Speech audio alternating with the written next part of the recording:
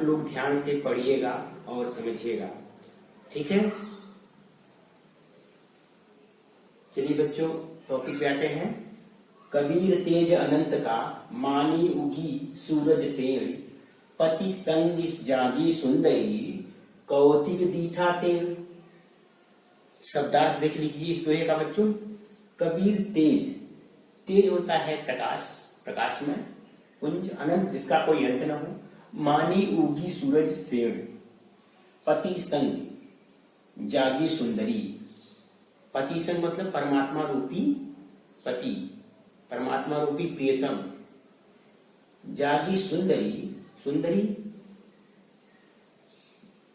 जीवात्मा रूपी प्रियतमा। कौतिक दीठा दे। अब व्याख्या देखिए बच्चों। कबीरदास जी कहते हैं कि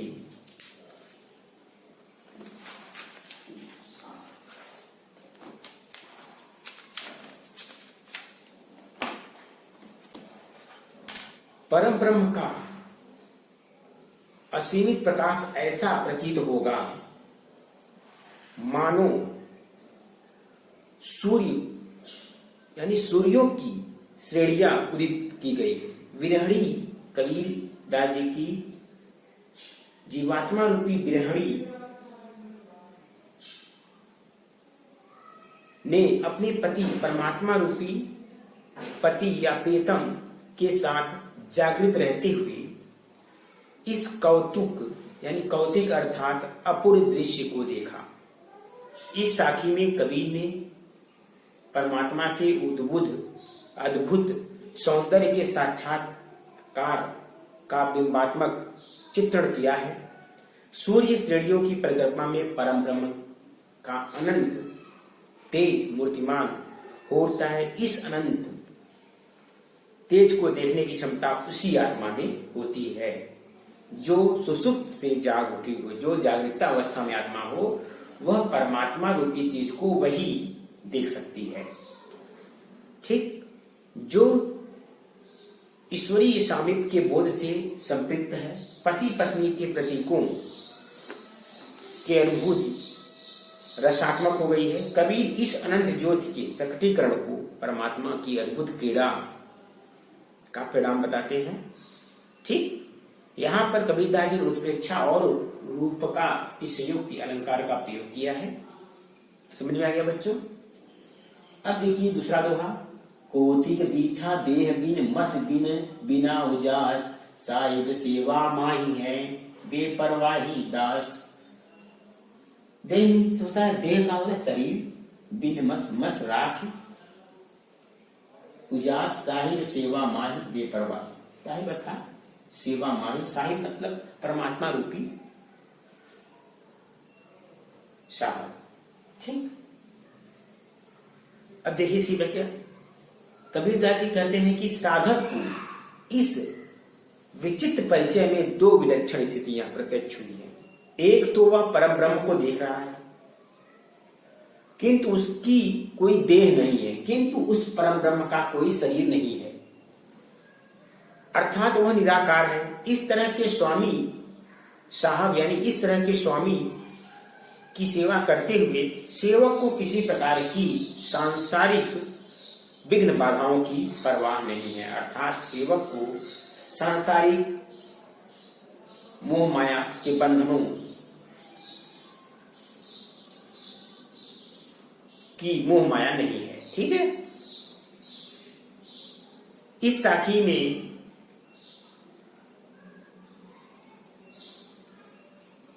कबीरदास जी ने दास को यानी सेवक को यह कौतिक देह अर्थात इंद्रियों संवेदनाओं से परे ज्ञान दृष्टि से दिखाई पड़ा, अर्थात इसके दर्शन में भौतिक शरीर सक्षम नहीं हो सका। सूर्य चंद्रमा के प्रकाश के बिना भी उस प्रकाश का दर्शन हो गया। यदि सूर्य चंद्रमा का अस्तित्व न हो तो चारों तरफ अंधकार होगा, जिससे आंखों का दृष्टि व्यापार संभव नहीं होगा। परम ज्योति परमात्मा रूपी परम ज्योति के साक्षात्कार में चूंकि बाह्य दृष्टि कामयाब नहीं होती, इसलिए भौतिक कारणों का अतिक्रमण हो सकता है। निश्चित रूप से सेवा से ही भगवान को प्राप्त किया जा सकता है। अर्थात कहने का तात्पर्य है कि ईश्वर की भक्ति करने से ही प्राप्त किया जा सकता है। ठीक है, आगे चलते हैं। पार ब्रह्म के तेज का कैसा है अनुमान, कहीं बेकू शोभा नहीं देखा ही परवान। पार ब्रह्म परमेश्वर परम ब्रह्म के तेज का, तेज प्रकाश पुंज कैसा है अनुमान, कहीं की शोभा नहीं देखा ही परवान। ठीक, व्याख्या देखिए बच्चों। कबीरदास जी कहते हैं परम ब्रह्म परमात्मा के प्रकाश को अनुमान से नहीं समझा जा सकता है। उपमान प्रत्यक्ष या अनुमान आदि माध्यम तो लौकिक पदार्थों को जानने समझने के साधन हैं। इनका संबंध पूर्णतया माया रूपी जगत में ही है। ईश्वर को साक्षात्कार इन साधनों से संभव नहीं है। उसके अपूर्व सौंदर्य, अलौकिक सौंदर्य को वाणी से व्यक्त नहीं किया जा सकता है। वह सौंदर्य कहने के लिए नहीं है, अर्थात अनिर्वचनीय है। अपरोक्ष अनुभूति की, यानी अपरोक्ष अनुभूति के द्वारा ही उसका अनुभव किया जा सकता है, यानी परम ब्रह्म का अनुभव किया जा सकता है। अंतर्दृष्टि से उसका दर्शन करने वाला व्यक्ति ही उसकी प्रामाणिक पहचान कर पाता है। अनुमान से या कथन से उसका साक्षात्कार न तो किया जा सकता है और न ही कराया जा सकता है। इस साखी में कबीरदास जी ने संबंध अतिशयोक्ति अलंकार का प्रयोग करते हुए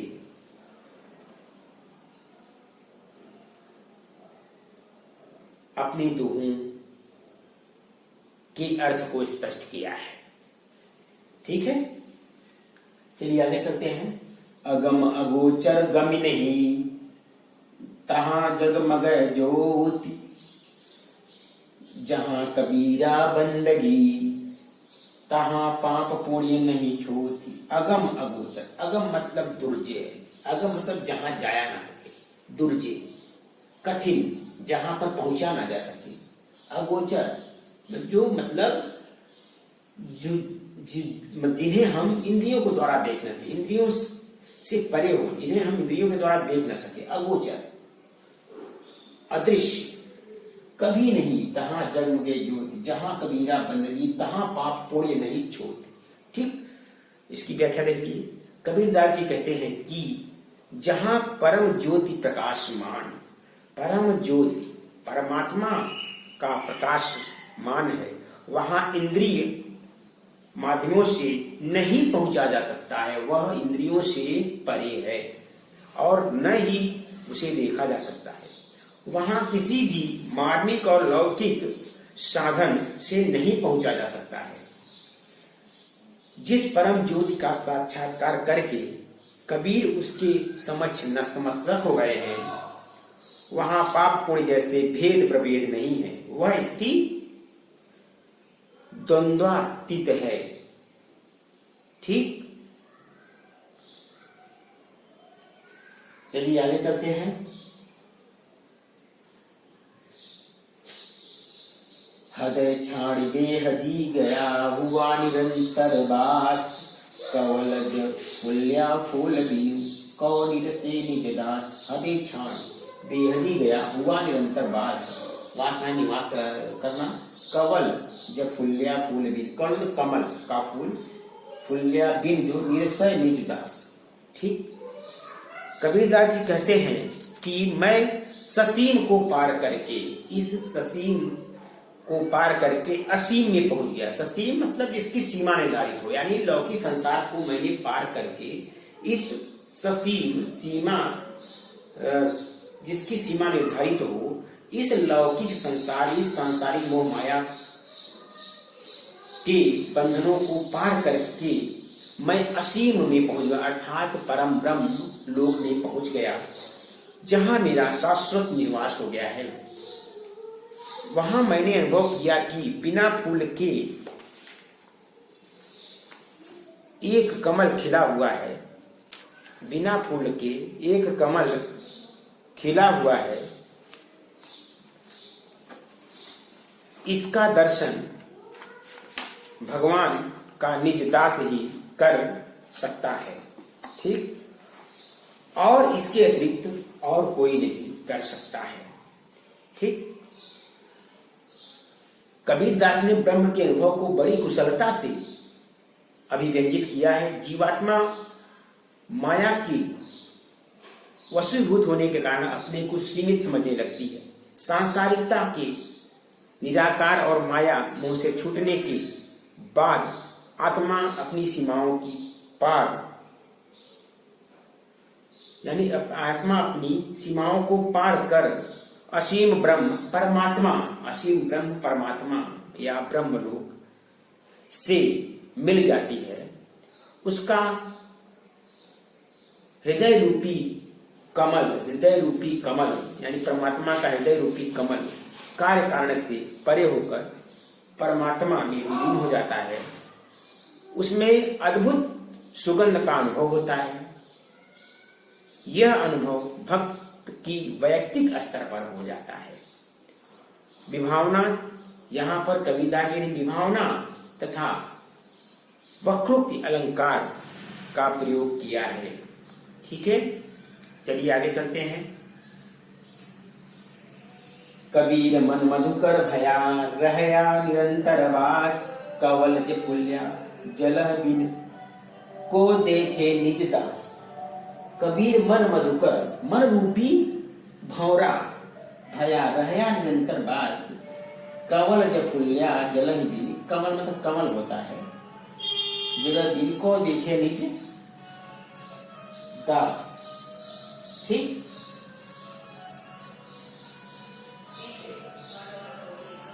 अब देखिए कबीरदास जी कहते हैं कि उस कमल को देखकर मेरा मन भ्रमर हो गया, क्योंकि उससे निरंतर सुगंध निकल रही है। जल के बिना जो फूल खिला हुआ है उसे कौन देख सकता है? उसे देखने का एकमात्र अधिकारी भगवान का भक्त ही है।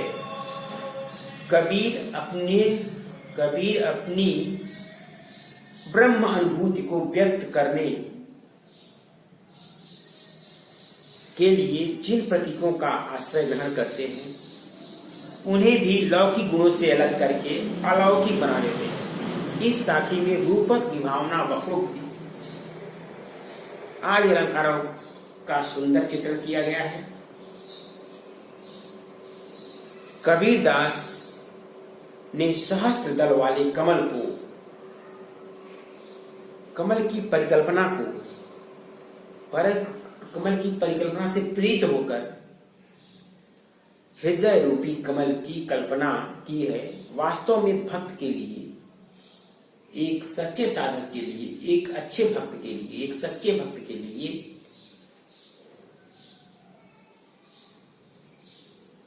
परमात्मा के मिलन की प्राप्ति होने पर या परमात्मा के मिलन से साक्षात्कार होने पर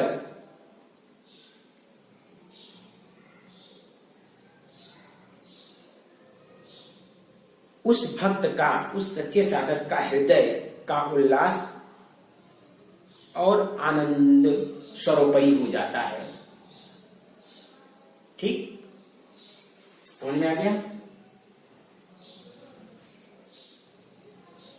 आज के लिए इतना ही बच्चों। उम्मीद करता हूं कि आज मैंने आपको जो कबीरदास जी के साथी शीर्षक के अंतर्गत परचा को अंग दोहों की व्याख्या के बारे में जानकारी प्रदान की, वह आप लोगों को अच्छी तरह से समझ में आ गई होगी। ठीक है बच्चों, बहुत बहुत धन्यवाद।